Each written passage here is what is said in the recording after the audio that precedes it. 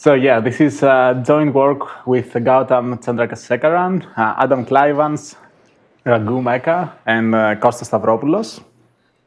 So in this talk, we're going to focus on supervised learning, where we have a distribution over labeled examples and some class of hypotheses, say, I don't know, linear classifiers. And basically, the learner observes IID examples from the distribution, and their goal is to find the classifier h of x that achieves error at most epsilon suboptimal compared to the best classifier in the class. So we will refer to this minimal possible error as opt. And in general, the labels of the data may not correspond to exactly any hypothesis of the class. So in other words, the value of opt may not be 0. For example, in this two-dimensional setting, there is no linear classifier that perfectly splits the data set. So still, we want to compete with the best possible error by, say, linear classifiers. So another important thing in the definition is that the learner is not required to output a hypothesis from the class. So you can output any classifier you want, as long as it gets epsilon suboptimal error. So this is the improper learning setting. Now, statistically, this problem is very well understood. So basically, you can draw VC dimension over epsilon squared samples, and then you form some empirical classification laws. And then you can do basically a brute force search over all possible classifiers in your class. This is actually also a proper learner. And you're going to find someone that is almost optimal. So that's great. However, we don't want the algorithm to run forever, usually. So the computational complexity of supervised learning is an important problem and has been studied a lot in the last, 30 years or so. There are many positive and negative results, but the problem is is less understood than the statistical version of it. So I'm going to start with kind of the bad news first. So there is a long line of works focusing on the computational hardness of learning. And basically, the main takeaway there is that many fundamental problems are intractable without assumptions. So some examples, even a single half-space is hard to learn when there is label noise in the data. And it may seem like that the label noise is the only difficulty here. However, there are other simple classes, such as intersections of half-spaces, which are known to be computationally challenging even when the labels are realizable. OK. So without assumptions, learning even simple concept classes is hard. And motivated by those hardness results, a lot of works has focused on more structured instances or non-worst case instances. Also by the fact that people believe that in practice instances are not created by some adversary. So a very commonly used assumption is that the X marginal, the feature distribution, is Gaussian or uniform on the hypercube, and there is a long line of research focusing on that case. Another assumption is that both the hypothesis is simple, say a half space, and also you're going to make some assumption about the label noise. So you assume that the label noise is maybe no noise at all, maybe it's random classification noise, semi-random. Basically, you assume that the label of any particular point is more likely to be correct than incorrect.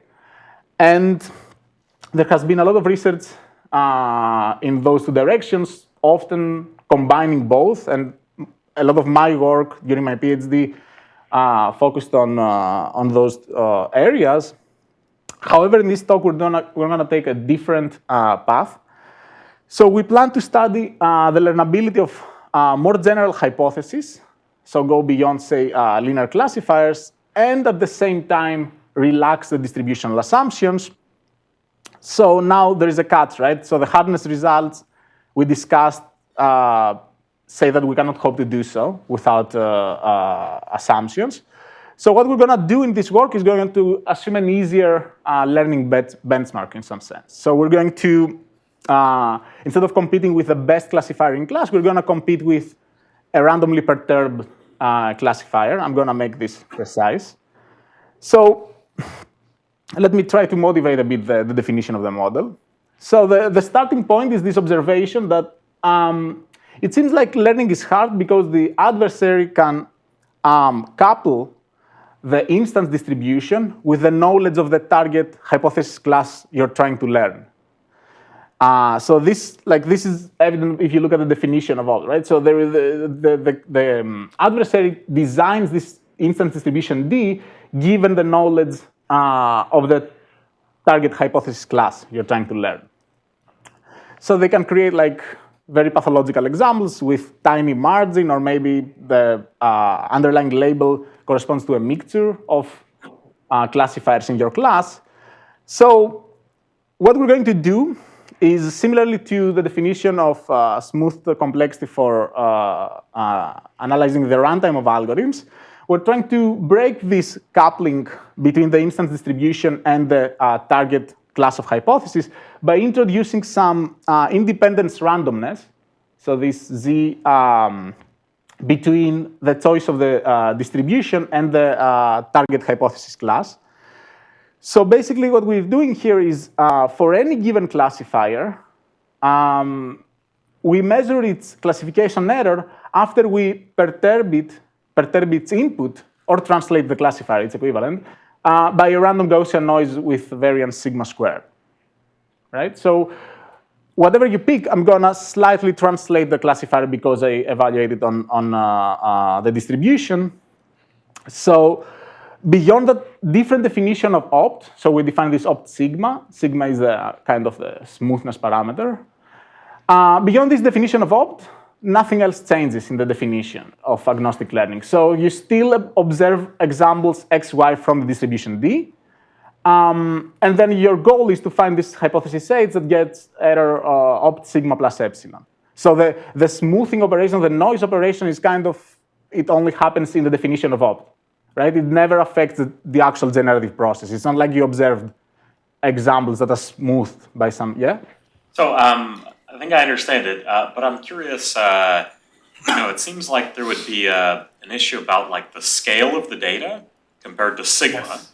Because like a lot of agnostic hardness are really about the extent to which the ReLU distorts from like 0, 1. Correct. Okay. So here, and this is actually like, we're going to see that if X is bounded, then we get like very strong results. And then it seems like the problem becomes harder as the tails of X. So if X is sub-Gaussian, I mean, we don't have anything, we're going to see, we don't have anything for sub-exponential X. Okay. So for the most, at least for me, the easiest to understand case is when X is bounded. Yeah. So basically, the runtime is going to depend on the signal to noise ratio, right? How big your X is over sigma. So I guess here you haven't told us like, what kind of families of distributions you would want. Yes. But it sounds like maybe you're leaning towards like not a parametric assumption like Gaussian or uniform. Yes, we're going to go some with sort of soft assumption about the distribution of, We're going to go with concentration, just concentration for X. Gotcha. Yeah, good point. So there is, actually in Spielman's paper, there is a definition that seems to be more, that tries to take care about this issue and adds noise that is Z times norm of X. So it tries to be kind of scale invariant. Yeah. However, like in this case, I'm not sure. I don't think it's gonna like give you more general than what we currently have here. Okay, great. Good question. You're still doing proper learning? No, we're doing improper. So some hypothesis A, it's going to be a polynomial as usual, and you're going to get like this, you want to compete with this opt sigma error. Okay, great. So yeah, let me give you some more like kind of intuition about the model. As sigma, it's kind of a smooth interpolation between agnostic and a trivial setting.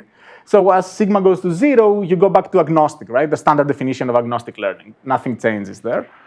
On the other hand, as sigma goes to infinity, the distribution and the function class are completely decoupled, right? So f is evaluated on a random input. So the problem is equivalent to finding kind of the best constant guess, right, over the whole data set. Actually, as sigma goes to 0, do you actually get the previous optimal, or is there some? I mean, as if sigma is exactly 0, then it disappears. Yeah, but I'm just saying, if you take the limit of the opt sigma as sigma goes to 0, it could be So currently the runtime that we get depends on 1 over sigma, so it's gonna blow up. No, but I'm just wondering theoretically, what is the limit of opt sigma as sigma goes to 0? I think it is opt. I think it's gonna be opt. I mean, at least in the trivial case, I mean, in a case where like the points are discrete or anything, then you would definitely get opt, just because the sigma would be so small. Yeah. This seems to be a continuous function of sigma, right? So it should converge to. Like all of f and everything can Yeah. be made discrete. Basically. Yeah. So you fix f. Yeah.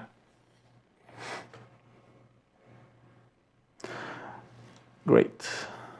Okay, so what's our plan here? Try to relax the distributional assumptions. For example, try to go beyond Gaussianity and obtain efficient algorithms in the smooth agnostic setting. So we're going to give a positive answer to this question, and we're also going to get, kind of as a byproduct of our analysis, we're going to get some improvements and new results for some other beyond worst case learning models. So let me first define the function class we're going to focus on.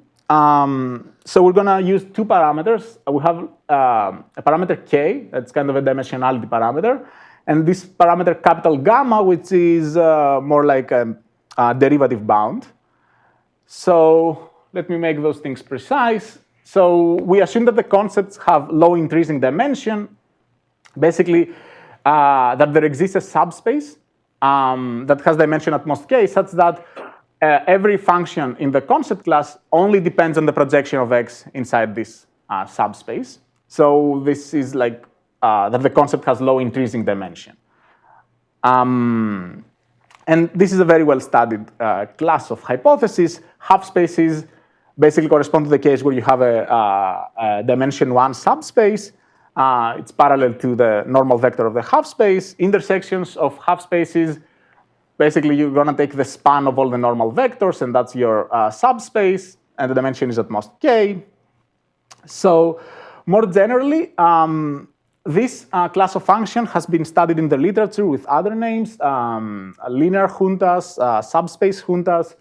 In the statistics community, they often call it like multi-index models.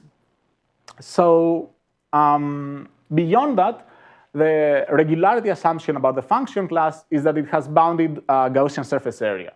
So every concept in the class has a surface area at most gamma, and this is kind of the derivative bound assumption we want. So basically, the surface area is defined to be, the surface integral on the boundary of your hypothesis, weighted by the normal density. And this is a well-studied quantity in convex geometry. In the context of learning theory, it was first used as a capacity measure in a work of Clivans, O'Donnell, and Cervedio. So basically, this gives you some regularity assumption about the decision boundary. So concepts that have very complicated decision boundary have high Gaussian surface area, and nice smooth concepts like balls or, ellipsoids have low Gaussian surface area, and we expect those to be easier to learn because you need less examples to be able to figure out what's the decision boundary. So great. The third assumption is more of a technical, and I'm going to mention where I'm using this in the proof. So basically, we're going to assume that the class is scale and translation invariant. So for any positive r and t, f of rx plus t also belongs in the class. Okay, great. So let me now briefly give you some bounds on the surface area for a set of known hypotheses. So half spaces have dimension 1, as we said. The surface area, it's easy to see it's a constant. Intersections of half spaces are quite interesting because they have k faces, but still the surface area is root log k. Any function of m half spaces in k dimensions has a surface area that is at most m. Actually, this is an interesting class because if you take your Boolean function with m inputs to be the parity function, let's say, then you get some nice non-convex shapes. So we're not focusing on only on convex concepts here. So pretty complicated concepts. Also, we can do k-dimensional PTFs of degree L. They have a surface area at most L. Again, you get some non-convex low-dimensional shapes. And finally, the whole class is non-parametric because it only assumes this bound on the surface area. And if you pick a bound for the surface area, you basically include everything below that bound. As a concrete non-parametric example, this class contains k-dimensional arbitrary convex sets, which is a result of a ball that shows that they have surface area basically k to 1/4. OK, great. So the class is general and contains a lot of interesting things. So the first result is an algorithm that assumes that the x marginal of the distribution is sub-Gaussian and learns the class that we described with d to poly k gamma over epsilon times sigma samples and sample polynomial runtime. So to put this result in context, because it's a new model, I'm going to mention that for Gaussian, the best known runtime is d2 poly gamma over epsilon by a result of Clivans, O'Donnell, and Cervedio that also uses the Gaussian surface area. So basically, the observation here is that for low intrinsic dimension, we get a matching result in this smooth agnostic setting with we trade off the assumption we only need sub-Gaussianity for the distribution D. So turns out that this result, we can actually generalize it to any strictly sub-exponential distribution beyond sub-Gaussian. I don't know whether we can get something for sub-exponential. OK, great. And we also have a simple reduction to learning parities, SQ lower bound, showing that some exponential dependence on the surface area or the intrinsic dimension is unavoidable in general. OK.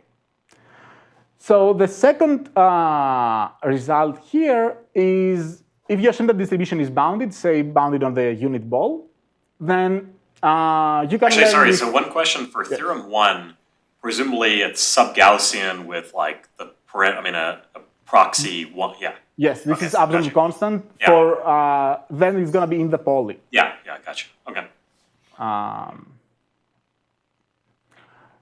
Here again, if you assume that the norm is R, then it's going to be in the poly. It's going to be R over sigma. Always you get this signal-to-noise ratio type thing in your bound. So when X is bounded, we get this improved runtime that is k to poly, sample complex that is k to poly gamma, and runtime that is polynomial like in D and the sample complexity. So what's nice here is that the sample complexity doesn't depend in the ambient dimension. So great. Let me now, before I go in the, before I discuss the proof, let me discuss some connections with other non-worst case models and some corollaries that we get using the theorems we saw. So we prove that learning with margin, learning under concentration and anti-concentration, and learning from smooth distributions, I'm going to define those models now, are actually special cases of the smooth agnostic learning that we defined. And we obtain efficient algorithms for those settings by simple reductions, kind of black box reductions. And in some cases, we actually improve the best known results for those settings. So let me start with the margin. So the margin is a very common assumption in learning. I don't know, it goes back to perceptron. So the definition that we're going to use here for agnostic learning with margin, I think, is from a paper by Ben David and Simon. So basically, the target error, so we have this margin opt definition, where it's similar to our smooth opt. I'm going to discuss this. So the definition is that you pick a classifier f, and then you're going to perform an arbitrary perturbation u of norm at most gamma. Again, I'm assuming that x is at most 1 here. and then measure its classification error.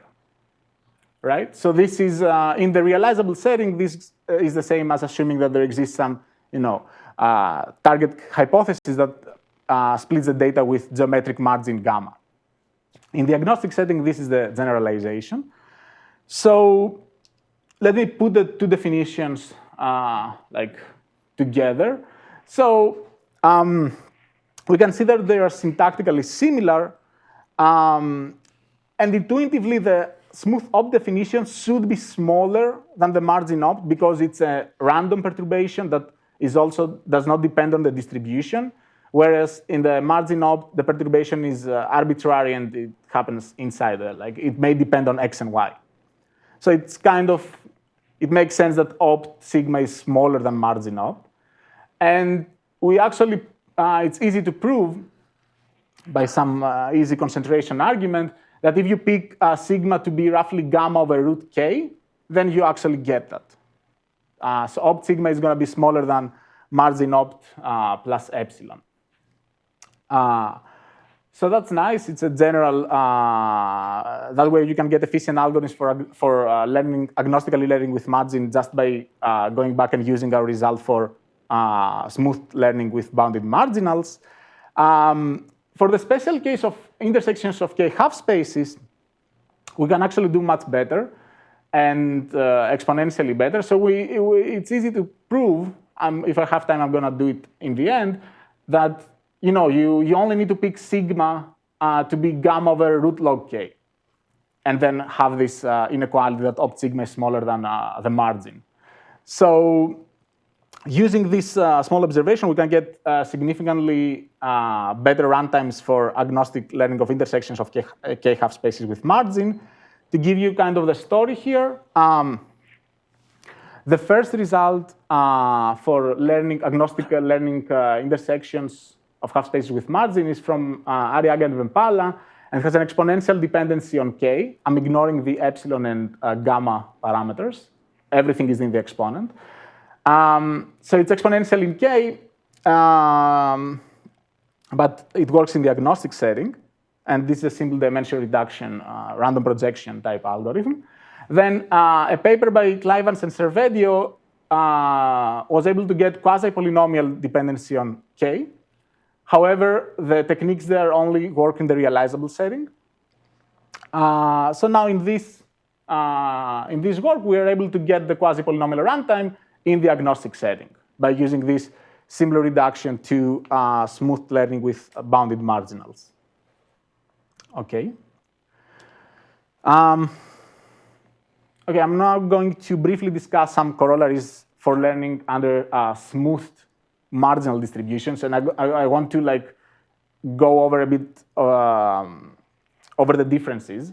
So in the smooth X marginal setting, the assumption is that the X marginal corresponds to the convolution of, say, some sub-Gaussian distribution with a small Gaussian distribution. So this means that the learner actually observes the smooth samples. It's a distributional assumption, and that's the difference between this thing and our setting. So in this setting, a prior work by Daniel Kane, Adam Clivans, and Raghu gave a result that learns arbitrary functions of k half spaces with this d2 to the k, roughly, runtime. Using our results, we can show that this is, again, kind of a black box reduction to the sub-Gaussian result. We improve the dependency exponentially. So we prove that you can actually do d2 poly k for arbitrary functions of k half spaces. And we also generalize the result to work for any concept of bounded surface area. So say the previous work couldn't imply anything for, say, general convex sets over k dimensions. So we get all those things, and also a better dependency on k here. Great. So finally, final application, I'm going to the proof. So another common setting, actually a bunch of my works used such assumptions. is that there is a concentration and there is some anti-concentration property for the distribution, for the marginal. This is again a distribution-specific agnostic learning setting. So basically, this means that you pick any one-dimensional projection of the distribution, any unidirection v, then along this direction, any interval should have mass that is a constant multiple of the length of the interval, right? So this is the anti-concentration property. So under this assumption, the best known work is from a paper by Golakota, Clivans, and Kothari that learns functions of constant number of half-spaces with d2 polyon over epsilon using, again, a black box reduction to the learning with sub-Gaussian marginals. We extend this result to work for any function of k half-spaces. So with d2 poly k over epsilon. That is 23. Correct. That is 23. Probably was in high school. Yeah, that's 23. That's last year. Great. OK, so now I'm going to go over the main ideas. The proof seems to be like a sequence of hacks. I had a more intuitive proof, but I was out last night. But we can talk about the more intuitive proof offline. Raghu is to blame for that. But no, this proof is cute. It's actually shorter, but it feels like a sequence of cheap hacks. That's why I put all those corollaries before that, so that you believe me the result is non-trivial. OK, great. So yeah, the main ingredient of the algorithm is kind of a polynomial approximation result. And for the sketch, I'm going to focus on bounded distributions because the proof of sub-Gaussian is kind of more complicated.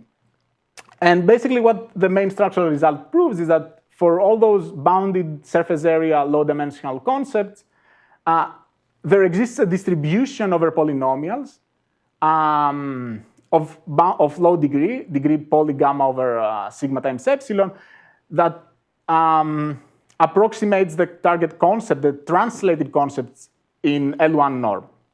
So at a high level, this means that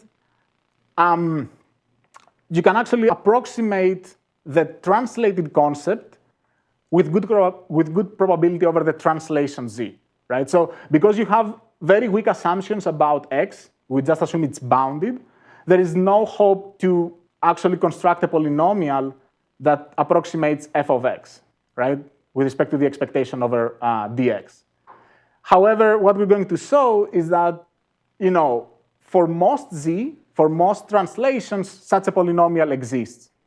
So we're going to construct this PZ of x, this distribution. So how do the quantifiers work in this? So there's a fixed distribution over polynomials that for any distribution dx? Yes. There exists a polynomial in that set, or that the typical polynomial in that set is a... I'm gonna make this precise. Okay. So using this,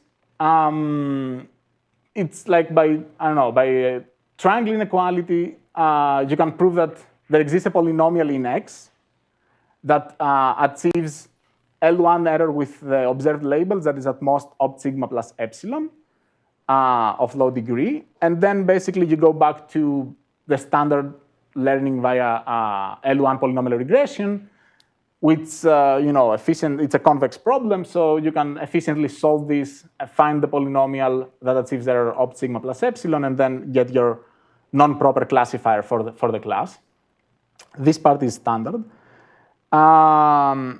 OK, so let me show the construction of the polynomial, and I think the precise statement is gonna be clear. So, OK, so this is what we want to do.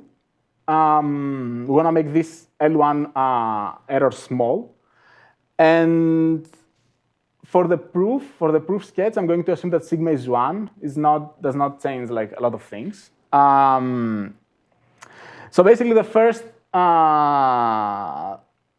thing to do here is to kind of hallucinate that z is your input and x is kind of a fixed constant here, right? Because I wanna go back to Gaussian space, right? This is where we know how to construct polynomials, right? So, like, let's switch the expectations and consider this, this concept f with subscript x, that is a translation of f that has input z now.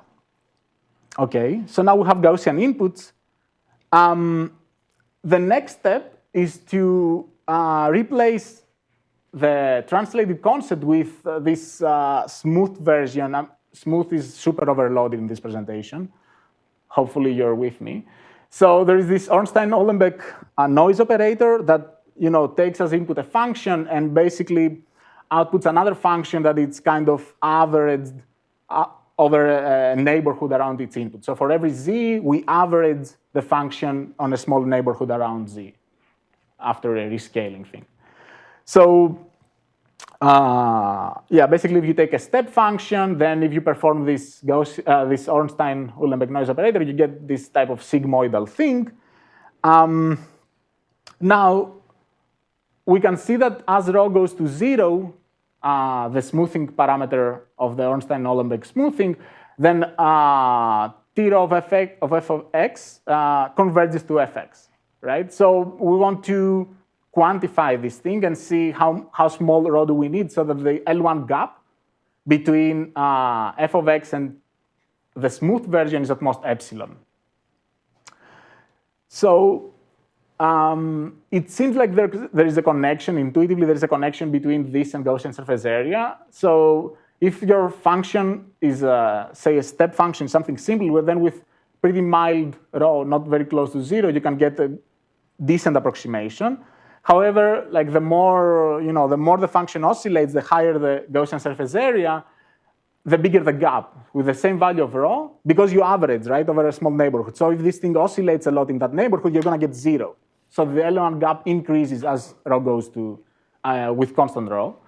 So fortunately, this has already been done for us. So this is a theorem by Ledoux and Pissier, which says that if your surface area of your function is at most gamma, then you have to pick rho to be roughly epsilon over gamma squared, and then get this L1 gap to be epsilon.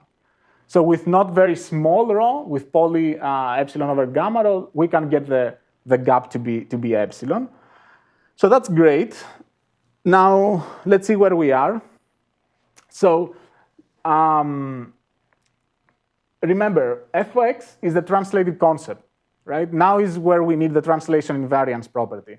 So this means that the translated concept also has bounded Gaussian surface area, which means that I can apply the Ledoux-Pissier theorem for fx. So z is the input. I'm applying the Ledoux-Pissier theorem for the Gaussian input, and I'm getting that this L1 gap in expectation over x is at most epsilon, right?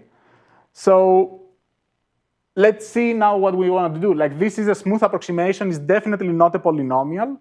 So the next step, and this is actually, I think it's a common approach in approximation theory, is to try and replace this smooth approximation, the T rho of fx, with a polynomial. So I'm going to write down the expression of T rho of f of x. Basically, you get the translation appears inside f right now. And this is what actually I don't like about this, right? So x has an arbitrary distribution and is an input to, say, a step function. So still, I don't like x appearing inside f because this makes it hard for me to argue that a low-degree polynomial exists, right? If x is completely arbitrary. So I don't know. The trick here is to try to release x from f. So basically, you can push it inside the expectation, right? You can rewrite this integral and recenter it around x over rho. This is an equality. And then you can also, multiply and divide by the normal density. And then you get this equivalent expression, right? So now I have released x from f, and I have this ratio of the normal distribution centered at x over rho divided by the standard normal. So let's see now. We need a polynomial. So is the boundedness sort of essential here to like bound the ratio Correct. of this? Okay.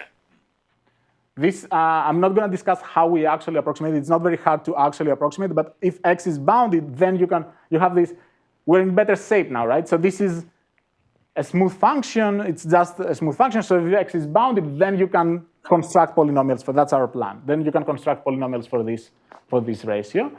So great. So basically, yeah, the only thing that is not a polynomial in x at this point is this ratio, right? So we're going to pick Pz of x, that's the precise definition, to be this, kind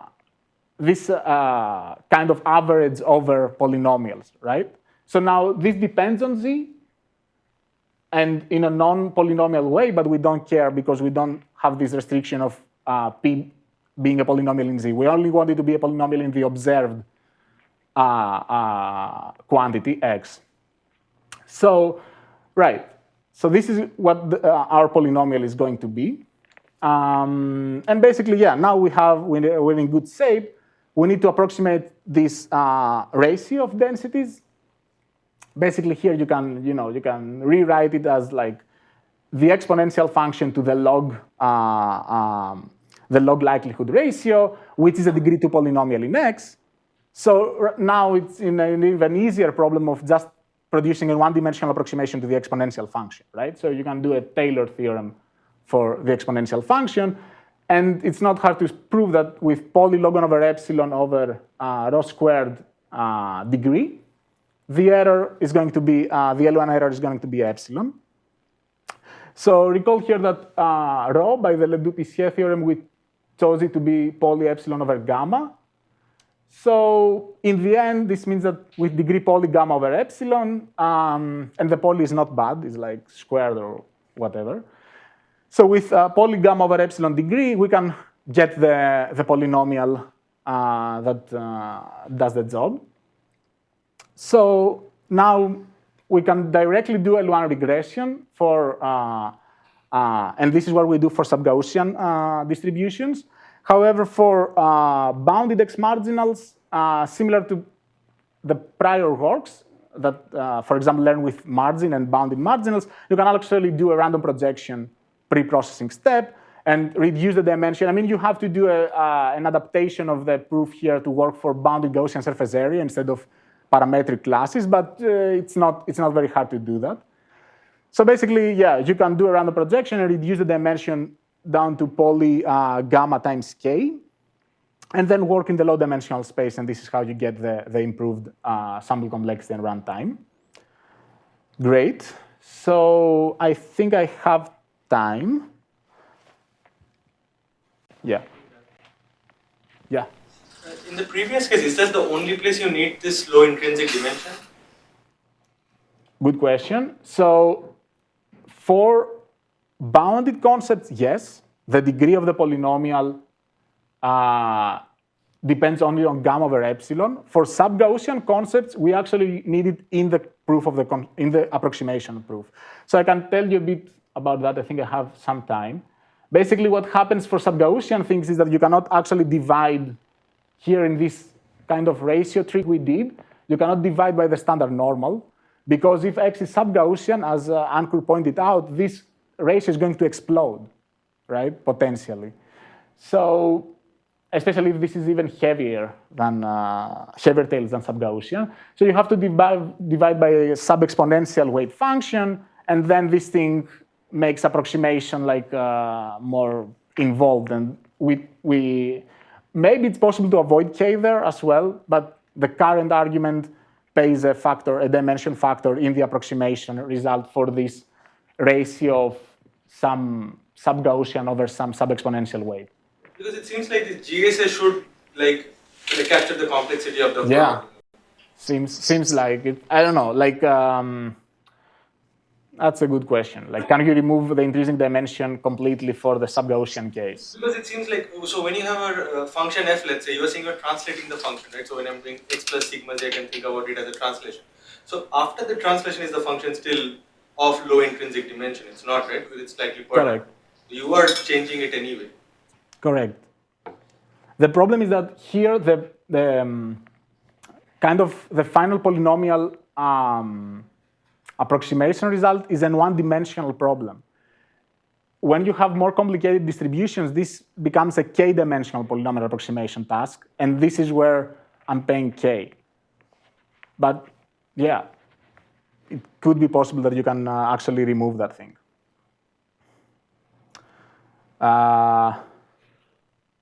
Yeah, let me maybe very quickly go over the margin. I think it's super simple. So yeah, that's the definition of learning with margin. I'm just going to show you how black box the reduction is. So yeah, basically the claim was that if you pick sigma to be gamma over root log k, then the smooth opt is smaller than the margin opt, right? For intersections of k half spaces. And this is how we got the quasi-polynomial agnostic learning algorithm for that class. So basically, you want to define this, this fat boundary around your concept, which means that it contains all x's such that there exists some u of a norm at most gamma, such that f of x plus u flips sign. And basically, it's easy to prove that opt sigma is at most margin opt plus this. You pick any point outside of, this is not in the fat boundary, any point outside of the fat boundary, what's the probability that it changes, it flips signs, right? So this is the quantity you have to bound, and then you get an agnostic learner with margin. So for the general case, this corresponds to proving that the norm of z is at most gamma over sigma. This is how you get the gamma over root k, because this is a is a chi-square distribution. However, for half spaces, you can do this better gamma over root log k. You can get this better bound. And the proof is very simple. You're saying if x is outside, because the set is convex, there exists a separating hyperplane that puts the convex set on one side and x on the other side. The margin, the distance of x by the gamma boundary assumption, the distance of x from this separating hyperplane is at least gamma. So if you pick sigma by Gaussian tails, if you pick sigma to be roughly gamma over, root log 1 over epsilon, then this probability that it flips side is at most epsilon. So that's the easy case when you're outside. When you're inside the polytope, you now have to worry about k faces. You don't want to violate any of the k constraints. However, when you're inside, you have gamma margin with everyone, right? So if any point that it's inside the polytope has gamma margin with all the faces. This is not true if you're outside. So anyway, you can do basically a union bound over all k faces, and then this is how you get the root log k dependency here. So let me summarize now. What we did here, we defined a smooth agnostic learning framework for that works under relaxed distributional assumptions. We gave some efficient algorithms for a broad class of concepts. And we also proved that this smooth agnostic model generalizes several of the non-worst case models that have been studied in the literature, and we also got some improvements over the results there. So I think that's everything. Yeah. Any questions?